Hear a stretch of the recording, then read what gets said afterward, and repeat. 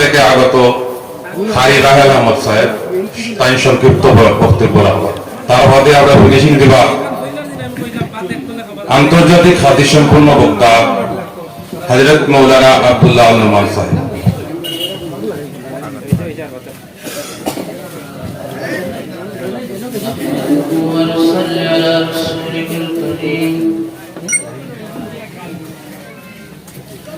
أما بعد فأعوذ بالله من الشيطان الرجيم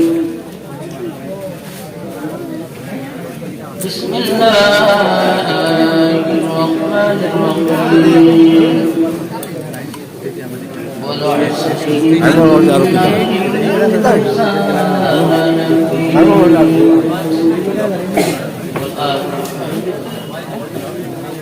إن الله وملائكته يصلون على النبي يا أيها الذين آمنوا صلوا عليه وسلموا تسليما اللهم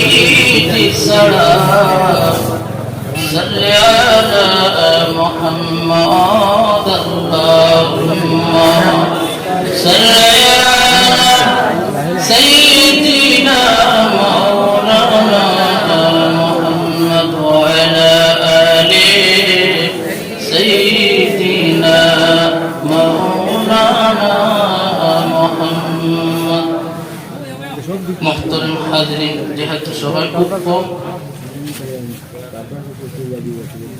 আমার উপস্থিত দিগর উলামায়ে কেরামগণ আজকের এই মাহফিলের সম্মানীয় সভাপতি সাহেব আমার বড় ভাই আমার বড় থেকে অনেক ক্লান্ত হয়ে আসছেন আপনার সামনে আপনারা কেউ উঠা বসা করবেন না ইনশাআল্লাহ আমি সংক্ষিপ্ত দুই চারটা কথা বলে আমি শেষ করে নিব আপনার সামনে আমার ভাই হযরত মাওলানা মুফতি আব্দুল্লাহ আল নোমান সাহেব মাদ্দাতুল আলী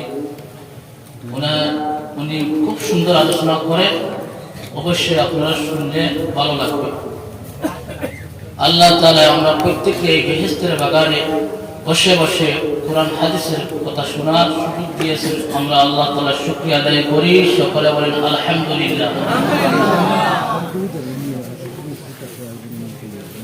আজকে মহান আল্লাহ তাআলা আমরা এমন এক জায়গার মাঝে রাখছেন যেই জায়গার মাঝে কোরআন হাদিসের আলোচনা করা হয় যেই জায়গার মাঝে কোরআন হাদিসের আলোচনা করা হয় সেই জায়গাটা দুনিয়ার জায়গাটা না সেই জায়গা বেহেশতের বাগান হয়ে যায় সেই জায়গা কিসের বাগান জোরে বলেন বেহেশতের বাগান হয়ে যায়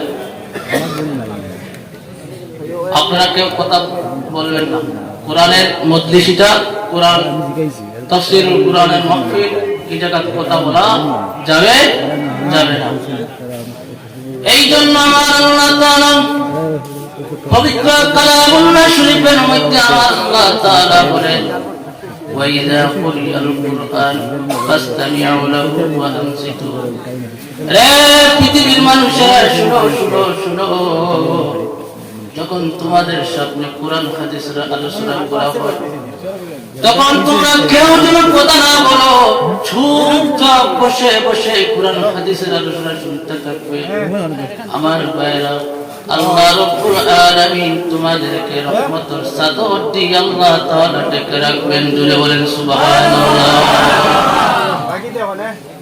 রহমতের চাদর দিয়ে আল্লাহ তাআলা ঢেকে রাখবেন তাহলে যতক্ষণ পর্যন্ত কোরআন হাদিসের আলোচনা করা হবে আপনাকে উল্টা ভাষা করবেন কারা করবেন না হাত উঠান মাশাআল্লাহ, আল্লাহ তাআলা যেন আমাদের হাতগুলো কবুল করেন। সকলে বলেন আল্লাহুম্মা আমিন। আমি একটু জোরে বলেন আল্লাহুম্মা আমিন। আমি এদিকে না গিয়ে আমার মূল আলোচনার দিকে চলে আসছি। আমি এমন একটা সূরা থেকে একটা আয়াত তিলাওয়াত করেছি। আল্লাহ তাআলা এই সূরার প্রথমে কসম করলেন। এই সূরা মক্কায় নাযিল হয়েছে। কোথায় নাযিল হয়েছে? মক্কায় নাযিল হয়েছে। আল্লাহর নবী রাহমাতুল লিল আলামিন মক্কায় যখন অবস্থান করেন, সেই জায়গায় নাযিলকৃত যে অংশগুলি নাযিল হয় কোরআনের আয়াতগুলি, সেই আয়াতগুলি হয়ে যায় মক্কি। মদিনায় যখন আল্লাহর নবী অবস্থান করেন, সেই জায়গার মধ্যে যে আয়াতগুলি নাযিল হয়, সেই আয়াতগুলি হয়ে যায় মদনী। তাই এই সূরা মক্কায় নাযিল হয়েছে। এই সূরা প্রথমে আল্লাহ তাআলা কসম করলেন। কি করলেন? কসম করলেন। ওয়াল আসর, আসরের কসম করলেন। মুফাসসির বলেন কেউ বলেন আসরের কসম, কেউ বলেন সময়ের কসম, কেউ বলেন ইয়াউমুস সাআ, কিয়ামত দিবসের। আমার ভাইরা সবচেয়ে তাফসীর করেন আব্দুল্লাহ ইবনে আব্বাস। উনি বলেন সূর্য পশ্চিম দিকে ডুবার আগ পর্যন্ত আগে যে সময় আমরা আসরের নামাজ আদায় করি, যেই সময় আমরা আসরের নামাজ আদায় করি, সেই সময়টাকে বলা হয় আসরের সময়। আমার আল্লাহ তাআলা সেই সময়ের কসম করলেন। আমার আল্লাহ তাআলা সেই সময়ের কসম করে সূরাটি আরম্ভ করলেন। সেই সময়ের কসম করে সূরাটি আরম্ভ করলেন। আমার ভাইরা, ইমাম শাফিঈ রাহিমাহুল্লাহ বলেন, যে ব্যক্তি ওই পৃথিবীর মধ্যে ওই সূরাটি ভালোভাবে মজবুত ভাবে ধারণ করবে এবং এই সূরার উপর আমল করবে, আমার ভাইরা, ইমাম শাফিঈ রাহিমাহুল্লাহ বলেন তার জন্য ওই পৃথিবীর মধ্যে এই সূরাটি যথেষ্ট। নাজাতের জন্য এই সূরাটি যথেষ্ট। আমার ভাইরা, কবির মনোযোগ, আল্লাহ তাআলা বিশেষ করে এই সূরাটির প্রথমে কসম করলেন। এই সূরাটির প্রথমে আল্লাহ তাআলা কসম করলেন। মুফাসসিরগণ বলেন এত কম সময়ের কেন কসম করলেন? আমার ভাইরা, মুফাসসিরগণ বলেন বান্দাদের চক্ষুর পর্দা সরাই দেওয়ার জন্য আমার আল্লাহ তাআলা আসরের কসম করলেন। আমার আল্লাহ তাআলা আসরের কসম করলেন। আল্লাহ তাআলা বলেন, হে বান্দা, সূর্য ডুবে যেতে সময় লাগে না, ঠিক তেমন ওই পৃথিবীর মধ্যে তোমার জীবন নামক সূর্যটা ডুবে যেতে সময় লাগবে না। আল্লাহ তাআলা মানুষদেরকে দৃষ্টি আকর্ষণ করে বলেন, রে পৃথিবীর মানুষেরা, তোমাদের সবাইকে আমি আল্লাহ তাআলা তোমাদেরকে 4টি কাজ দিয়েছি। কটা কাজ? 4টা কাজ দিয়েছি। এরপর আমার আল্লাহ তাআলা বলেন,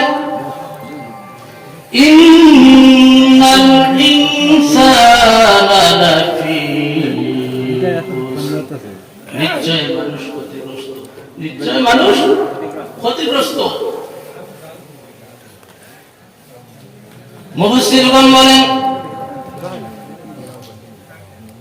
মুমিন আর কাফিরের ক্ষতি এক নয়।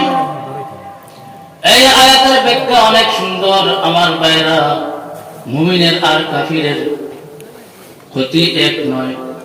যার সিনার মধ্যে ঈমান আছে, ঈমানের দৌলত আছে, আমার ভাইরা, আল্লাহর হাবিব রাহমাতুল লিল আলামিনের ওসিলায় আমার আল্লাহ তাআলা তারে জান্নাত দিতে পারে। যার ঈমানের দৌলত সিনার মধ্যে থাকবে না, তার কোন নামাজ, তার কোন ইবাদত বন্দেগী, তার কোন কিছু ইবাদত আমার আল্লাহর দরবারে কবুল হবে না। আল্লাহর দরবারে কোন কিছু কবুল হবে না। আমার ভাইয়ের অসংখ্য মুফাসসির ফরমান, এখানে আলিফ লাম আছে, আলিফ লাম আহাদে আপনি এক একটি দল ক্ষতিগ্রস্ত, আরেকটি দল লাভবান।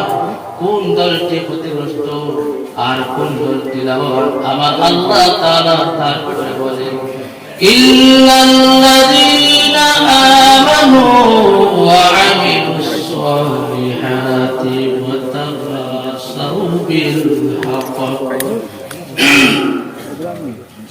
ইল্লাল্লাযীনা আমানু, যারা ঈমান আনলো, ওয়া আমিলুস সালিহাত, যারা নেক আমল করলো, ওয়া তাওয়াসাউ বিল হক, পরস্পর যারা হকের উপদেশ দিল, ওয়া তাওয়াসাউ বিস সাবর, পরস্পর যারা ধৈর্যের উপদেশ দিল। এই চারটি কাজ যার মধ্যে থাকবে তার কোনো হাসরের ভয় নাই, মিজানের ভয় নাই, ফুলচিরাতেও ভয় নাই, দুনিয়াতেও ভয় নাই, আখিরাতেও ভয় নাই। তার মরণটা হবে আরামের মরণ, তার কবরটা হয়ে যাবে জান্নাতের বাগান। জুড়ে বলেন সুবহানাল্লাহ। আমার আল্লাহ তাআলা আপনাকে আমাকে চারটা কাজ দিলেন। ওই চারটি কাজ যদি আমি ওই পৃথিবীর জমিনের মধ্যে যদি পুরাপুরি মেনে ওই পৃথিবীর মধ্যে যদি বসবাস করতে পারে আর আল্লাহর সাথে সাক্ষাৎ করতে পারে, আমার ভাই আপনার আমার মরণটা হবে আরামের মরণ, আপনার আমার হাসরের ময়দানে কোনো ভয় থাকবে না। আল্লাহ তাআলা মরার পরে আপনাকে আমাকে জান্নাতের দরওয়াজা খুলে দিবে। বলেন সুবহানাল্লাহ। তাহলে প্রথম আমরা কি পেলাম? ঈমান। প্রথম কি পেলাম? ঈমান। ঈমান যদি থাকে না আমার ভাইরা, আপনার কোনো ইবাদত বন্দেগী কোনো কিছু কাজে লাগবে না, কোনো কিছু আল্লাহর দরবারে কবুল হবে না। একটা দৃষ্টান্ত দেই আমার ভাইরা, আবু দাউদ শরীফ সাক্ষী, আল্লাহর নবী রাহমাতুল লিল আলামিন মদিনাতুল মুনাওয়ারায় সাহাবায়ে কেরামদের সাথে একদম যুবক আসলো প্রতিদিন। উনি মুসলমান হয় নাই, কিন্তু ইহুদিরা আল্লাহর নবী রাহমাতুল লিল আলামিনকে আল্লাহর রাসূল বিশ্বাস করত, কিন্তু সবার পক্ষে ঈমান আনা সম্ভব হয় নাই। আমার